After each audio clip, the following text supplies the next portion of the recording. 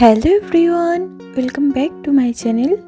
তো আগের দিন যে ব্লাউজটা আমি শেয়ার করেছিলাম তার ব্যাক নেকের ডিজাইনটা কিভাবে করেছি তোমাদের সাথে শেয়ার করছি।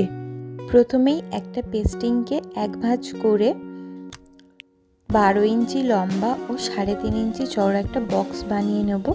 নিয়ে এইরকম ধরনের একটা ভি শেপ বানিয়ে নেব। নিয়ে এবার কেটে নেব। তারপর একটা লাইলিনের ওপর আয়রনের সাহায্যে চিপকে নিয়ে মেন কাপড়ের ওপর বসিয়ে সেলাই করে নেব।